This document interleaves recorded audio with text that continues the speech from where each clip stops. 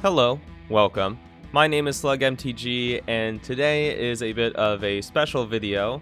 It's kind of a celebration, seems a little too strong, but it's a special video marking my first landmark here on YouTube where I hit 100 subscribers recently, and I am very excited about that. It doesn't sound like a lot of subscribers, especially when compared to the grand scheme of YouTube, but 100 subscribers means that some people find my videos entertaining enough to want to keep coming back and be notified when there are new ones, and I think that's really cool. And I just really appreciate people actually liking the content that I put out. So thank you guys so much from the bottom of my heart for just watching the videos. It means a lot to me, and it's one of the things that is keeping me sane in these weird times that we find ourselves in. So with my last video, I did ask people to leave questions for a small Q&A, and I will get to those at the end of this video. But as for the video itself, I thought it'd be kind of fun to go look at the decks that didn't quite make it. A lot of my content here is just brewing budget decks, and I feel pretty confident in the decks that I put out and their ability to function at least at a base level as a great introduction to Pauper. But not every deck I build is good enough for a video. Definitely not every deck I build. And I thought it'd be kind of fun to take a look at some of the deck ideas that didn't work out and reflect on why they didn't work out and learn from them, as a big part of brewing is just seeing what works, what doesn't work, and going from there. So hopefully you guys can learn from some of the mistakes I did, and overall we can become better brewers looking at some not so great ideas. So moving on to the main section of the video, the first deck I want to talk about is a deck I called Basic Green. It is a mid-range value mono green deck that focuses a little bit on ramp, but the main thing is just putting down efficiently costed threats, and there is a slight land sacrifice sub-theme going on, a little bit of graveyard. The whole deck is actually very synergistic, and it is a lot of fun to play as the deck feels good to pilot. The big problem with this deck, though, is that it just suffers from not having enough power and not being fast enough. But taking a look at the deck overall, the main synergy of the deck becomes apparent with some of the middle costed creatures, with Imperiosaur being a 5/5 for 4 that you can only cast it with mana that comes from basic lands. So it's kind of the namesake card a little bit. And we've got Excavating Anurid, which when it enters, we can sacrifice a land, and if you do, draw a card. So it replaces itself, which is good value, fills up the graveyard a little bit for that threshold, and as long as 7 or more cards are in your graveyard, this gets +1/+1 and has Vigilance. So a 5 mana, 5/5 Vigilance that draws a card when it enters. That seems pretty good. And then the main reason why I started looking into building a deck like this was for Marasa Behemoth. Okay, there's the art, which is a 5/5 for 6, and it has trample, and it gets +3/+3 as long as there is a land card in your graveyard. So with the Excavating Anurid, there's probably going to be land in our graveyard. And then we have Tangle Golems as just really cheap 5/4s. The more force we have out, the cheaper it gets. And then to add to the overall synergy of the deck, there is Nimble Mongoose, which is a 1/1 with Shroud. Gets +2/+2 as long as we have 7 or more cards in our graveyard. So a 1 mana 3/3 with Shroud seems pretty good. Vessel of Nascency is something that can fill up our graveyard and gives us a selection of card to put in our hand, as long as it's a permanent, and most of these cards are permanent. So we'll most likely be able to grab something with Vessel of Nascency, and it's just a very useful 1-drop. Commune with the Gods is our other kind of card draw. It's more card selection, but you get the idea. It gives us something in our hand and fills our graveyard for the threshold creatures, which is what we want. Evolution Charm, I think, is just an underrated spell in general. If we're struggling for lands, we can go get a land. If one of our main creatures died, we can grab it back from the graveyard. And if we just want to swing in with a creature, we can give one of our creatures flying until end of turn. So it's a pretty good card. I think it is underrated, and I wanted to go ahead and use it. And then because we are putting lands in the graveyard, Harvest Worm can be really good for ensuring that we continue to hit those land drops, as when it enters the battlefield, we have to sacrifice it unless we return a basic land card from the graveyard to your hand. Once again, a card that cares about basic lands, so You start to see where the synergy kind of comes from. We have Skola Grove Dancer for whenever a land is put into our graveyard, we gain 1 life. So seems pretty good with what we're doing. Cartouche of Strength to give some of our creatures trample, and a removal spell in green. It fights, and it can be grabbed with Vessel of Nascency or Commune with the Gods. And then there are also Harrow to help ramp, and we can actually Harrow, sacrifice a land. The 2 come in untapped, so we tap those for Harvest Worm, and we grab the sacrifice land right back. So it's a nice little synergy. As you can tell, the deck itself is very synergistic, and it does function like a well-oiled machine. The problem is that it takes way too long to get off the ground, and I think overall it's a good deck. It's just not quite there. I do keep coming back to this deck every once in a while and seeing if I can tune it up a little bit, and I probably will once again try to tune it up here soon. I just keep coming back to it because I think it's a deck that's almost there. It can almost work. It's just mid-range is not that good in Pauper at the moment, with aggro decks being so fast and Flickertron being still a deck that just exists and eats mid-range decks alive.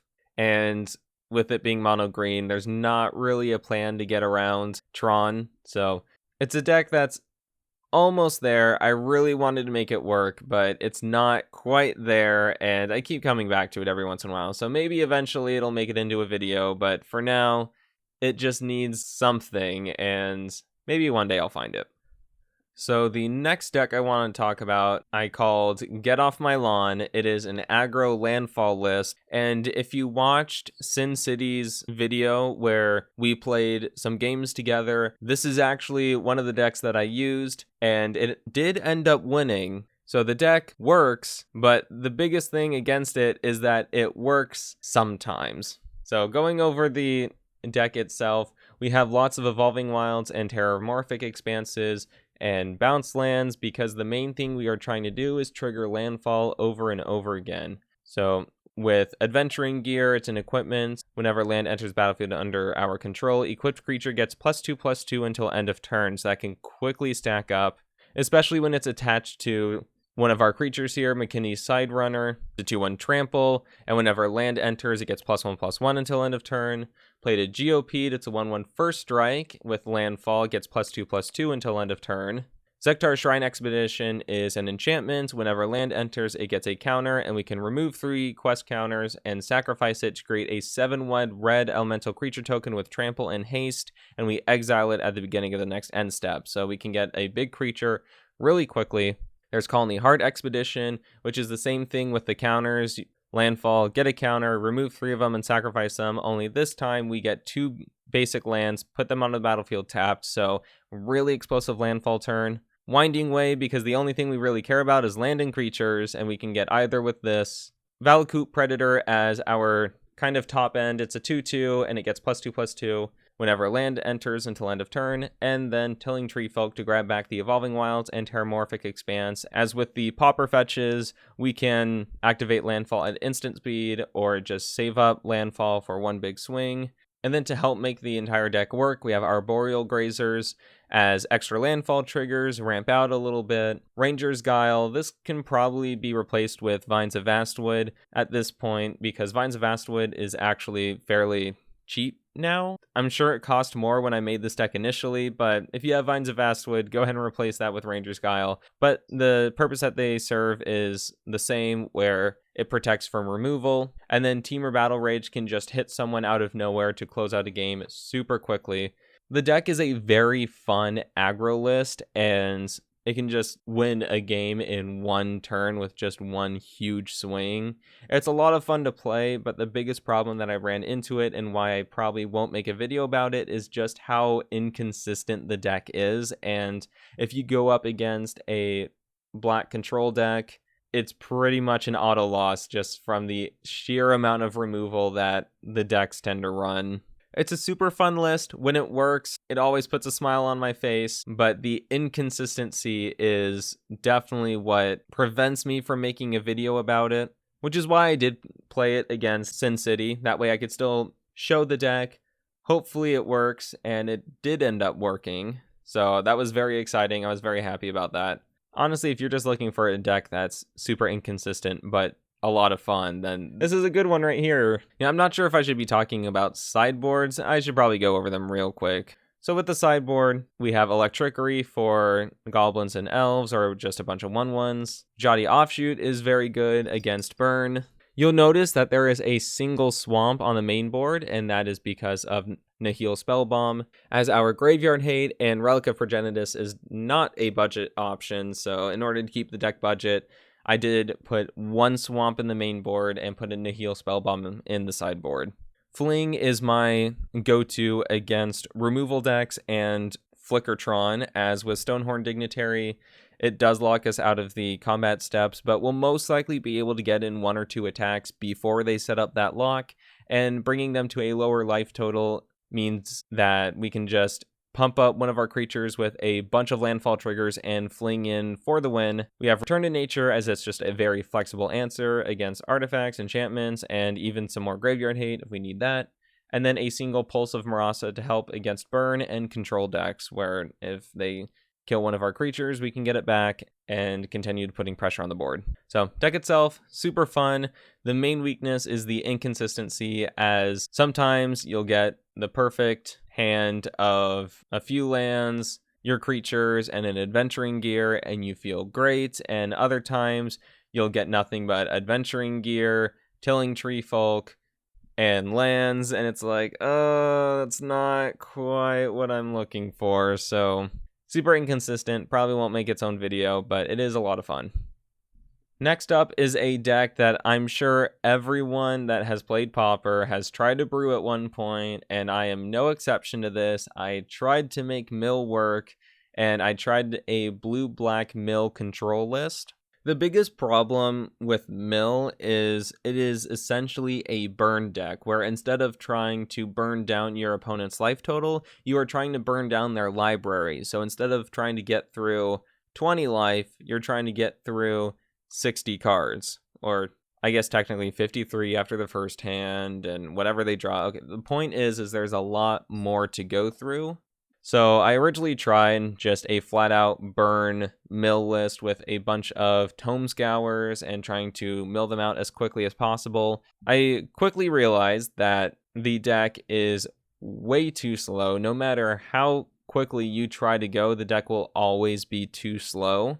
And my only wins were really against, ironically enough, Flickertron, because Flickertron draws a lot of cards. It wants to draw the game out, and the longer the game went, the happier I got. So I ended up trying out a blue-black control mill list that focused around making the game go as long as possible for things like Jace's Erasure, which is whenever you draw a card, you may have target player mill a card. We have some Thought Scours for a little bit of cantripping and milling. But the main meat around the deck was built around Sage's Row Denizen. Whenever another blue creature enters the battlefield under your control, target player mills 2 cards.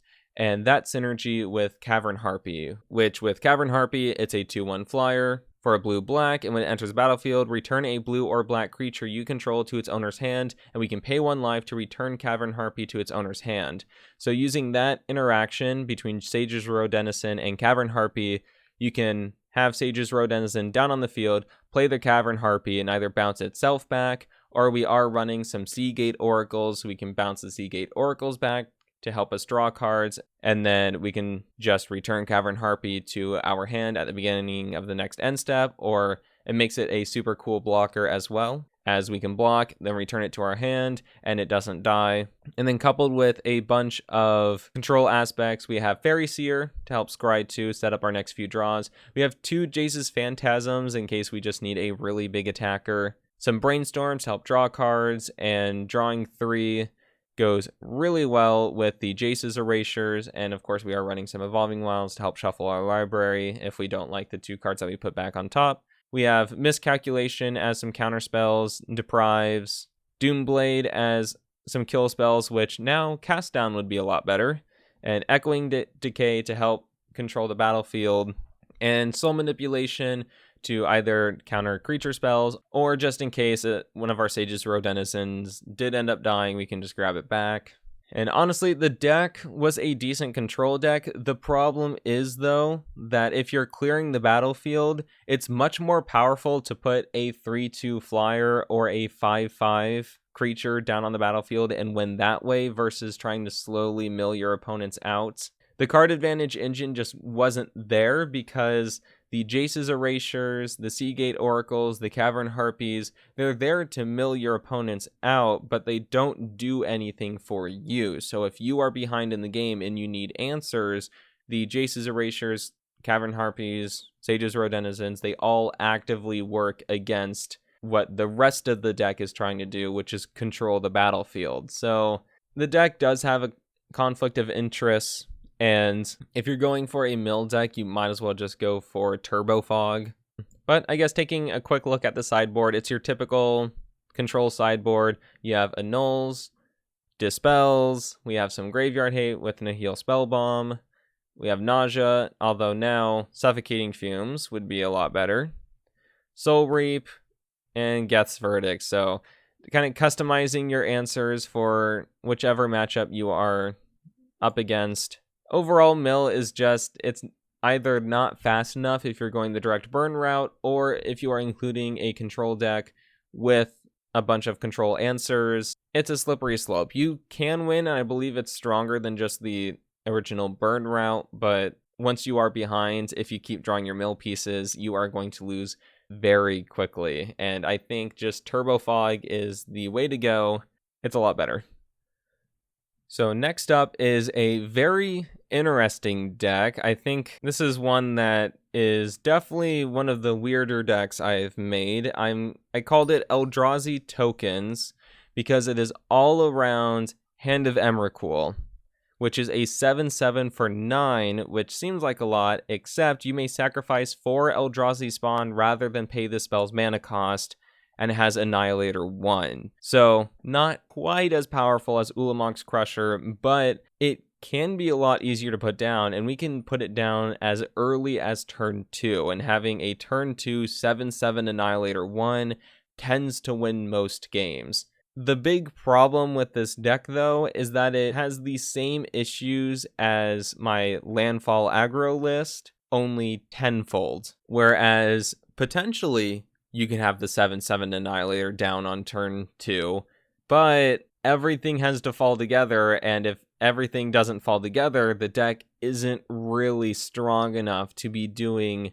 other things. So taking a look at the list itself, I guess I should cover what Eldrazi spawn are. If you play mono green aggro, then you already know what they are, as Nest Invader is in this list.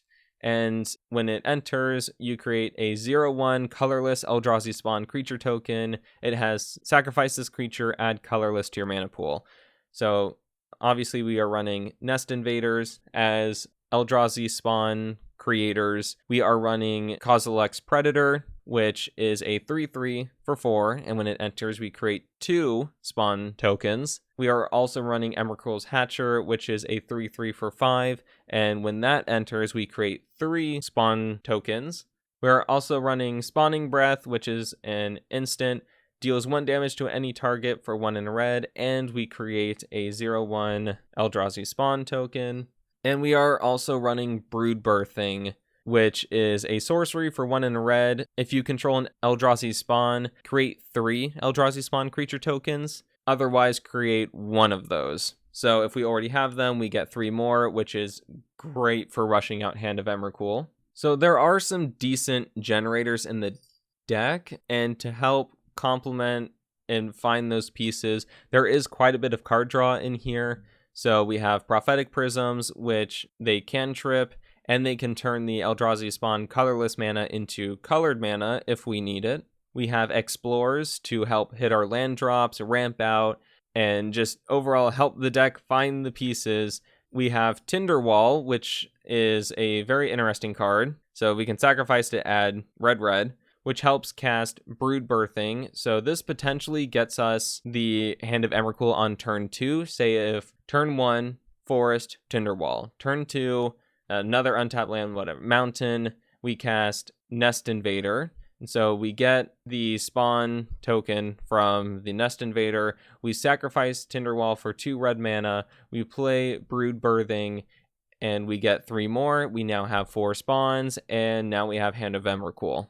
So Tinderwall just helps get things out a little bit faster. It's a decent blocker as well, can give us more mana. And then we also have Hissing Iguanar, which is whenever another creature dies, you may have Hissing Iguanar deal 1 damage to target player or planeswalker. So if we have this out and we cast the Hand of Emrakul, we can then ping our opponents for 4 damage. And if they wipe our board, we deal damage to them. We can sacrifice spawns to deal damage to them. It's a pretty good card in the deck. And then to help draw more pieces, I had never seen Bequeathal played before, and I actually think it's a very underrated card. It's an enchantment aura for a single green mana. We enchant creature, and when enchanted creature dies, you draw 2 cards. So this is really good because a lot of our creatures end up having sacrifice outlets on themselves. So our spawns, sacrifice to add colorless. Tinderwall, we can sacrifice it, and they become a lot better when they read sacrifice this creature, add colorless, draw 2 cards. So Bequeathal, I think, is actually a very underrated card in and of itself, and upon building this deck, I thought this deck was going to work. I put in a lot of card draw, I put in Hissing Iguanar as reach, Hand of Emrakul, Annihilator. It's just, I thought this deck was going to work, but then actually playing it, I quickly learned that it did not. Also, going over the sideboard real quick, Electrickery, I already covered that. Return to Nature is just a flexible answer. 2 Weather the Storms against Burn. We have 3 Massive Raids against Flickertron, because we do end up really liking our combat step, and we can swarm out the battlefield pretty quickly. Cartouche of Strengths, because we do want to help clear the board, gives us a fight trigger, and a couple of Tranquility against enchantment decks and boggles and things like that. But I quickly found out that the big weakness for the deck was removal. We could jump through all those hoops to get Hand of Emrakul out, only for it to immediately die to a kill spell. And that's not even talking about if we don't even have Hand of Emrakul in our hand.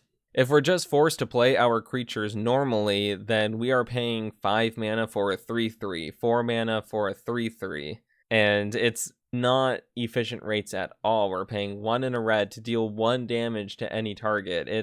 The spells are very inefficient, and the Eldrazi spawns, we can sacrifice them to help pay for these other spells, but if you are really missing that top end, or your opponent just has a kill spell, then all of it is really just not leading too much, and it's a very inconsistent deck where you can get a 7/7 on turn 2, or you can get a 3/3 on turn 5. So the deck has issues, and I don't think those issues are going to be solved, but it would take a lot to get this deck really working and to solve the many issues that it does have, but it is pretty cool when it works.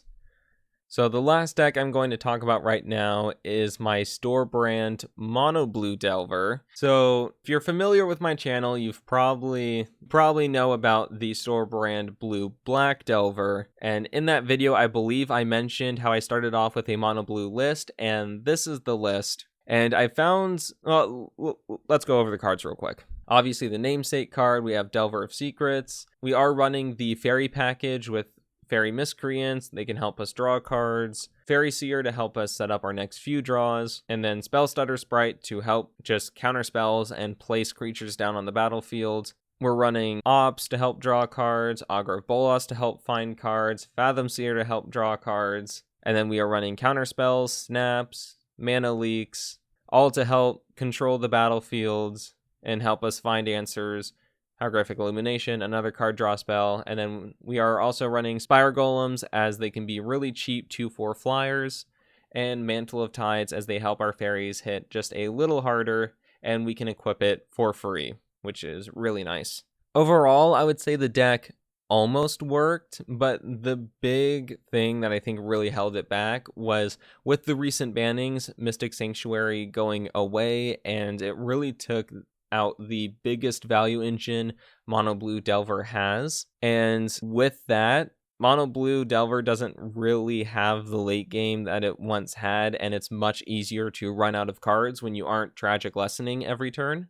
coupled with the fact that I had to make it budget, which meant that all of the cantrips that you would normally have, such as Ponder, Preordain, I didn't necessarily have access to here, and I think Mono Blue Delver just really needs all the help it can get at the moment, squeeze out all the power, and with me cutting the most powerful cantrips after the most powerful engine had already been cut from the deck, I think it was just a little too much, and I still won quite a few matches, and I actually went to record the video for Mono Blue Delver, but for that video, I ended up losing all 3 of the matches, and it wasn't even close for a couple of the games, so it felt super bad. It made me reflect on the deck itself, and in the end, I ended up going with a blue-black Delver list, which I think works a lot better. Those are the decks that I want to talk about, as each one of those decks started out as something that I really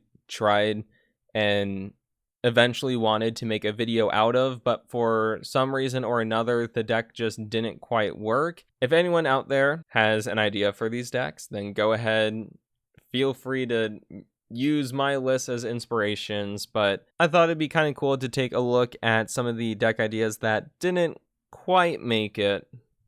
So moving on onto the Q&A, I've got a few questions. So I think the first one that people wanted to ask is, where did your Slug motif come from?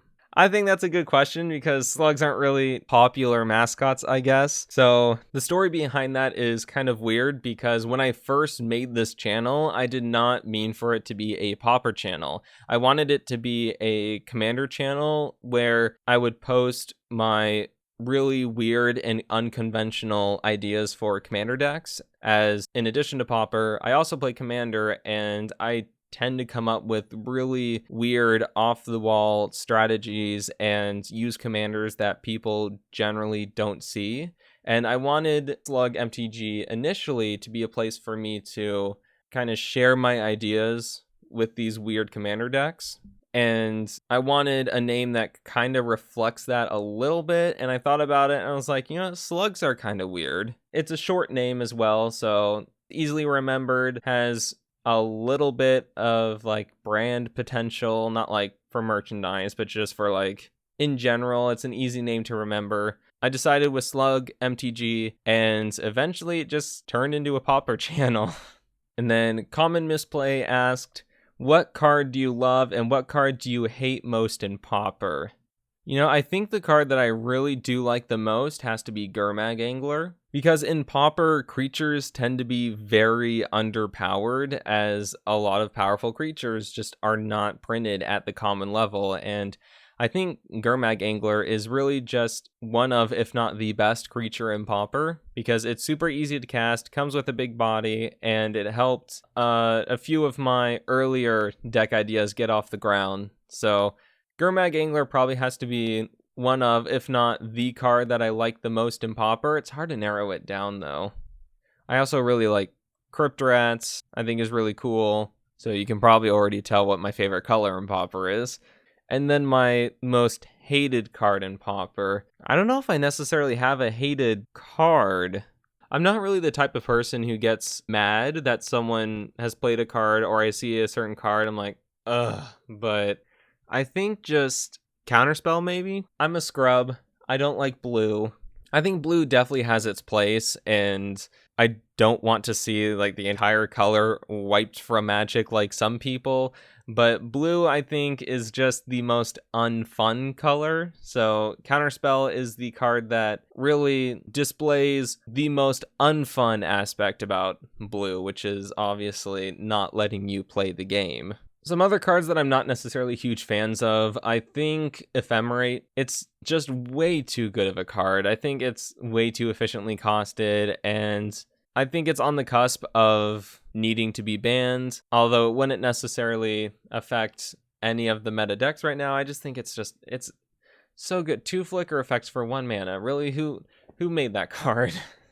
Let's see. Sam Booth asks, what are your thoughts on Ulanmax Crusher and Hand of Emrakul? Do you think they're healthy for the format? So, obviously, coming from the Eldrazi Tokens deck, I actually do think they're healthy for the format, Because like I said before, Pauper doesn't have really powerful creatures, typically. Ulanmax, Crusher, and Hand of Emrakul, obviously the big reason for them is they have the Annihilator mechanic, which I think is fine. Every way to get them down on the battlefield early in Pauper isn't really broken or even really that strong. Reanimator strategies have existed for quite a long time now, and they've never really been at the top of the meta. So I don't think the power level is there. And having creatures that do more than just attack for big damage is something that I feel like Pauper really misses.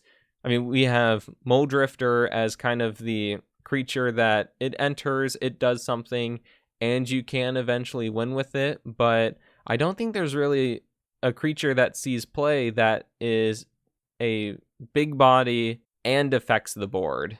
So having that in Ulanmax, Crusher, and to a lesser extent Hand of Emrakul, I don't think it's a bad thing, and it gives something like these fringe Reanimator playstyles or Mono Green Tron or Mono Green Ramp, it gives the deck something to push for a card that's beyond just a big beater. So I do think they are healthy for the format. Maybe not healthy for the format, but I don't think they're bad, if that makes sense.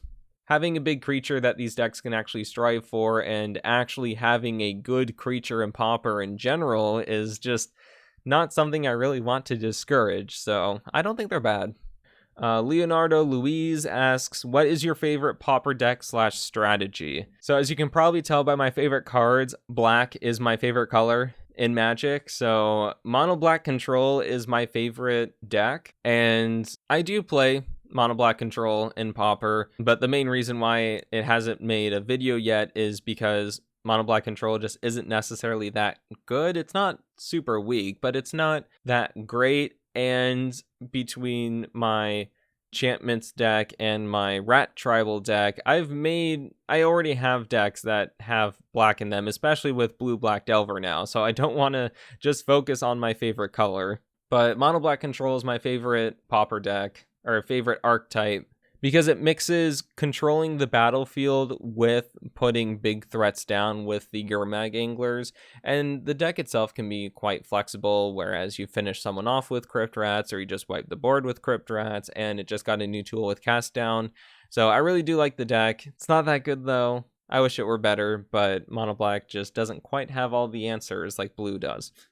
And then for the last question, we have Ed Ryan, who asks, do you have any other interests / hobbies besides MTG / Pauper? So, like I said before, I do play Commander. I don't really play any other formats because I don't necessarily have a lot of money to spend right now. But as far as hobbies and interests, I do enjoy just video games in general. I've recently rediscovered one of my favorite childhood games in Super Monkey Ball Deluxe, and I've been playing that quite a bit. That's kind of been the recent game I've been playing. I do a little bit of drawing as well. It's a very light hobby, one of those things that I'll get into every once in a while. I'll get back into drawing for a little bit. I did draw my avatar for Slug, and I'll put up a drawing that I've done before on the screen as well. But oh, here's a fun fact.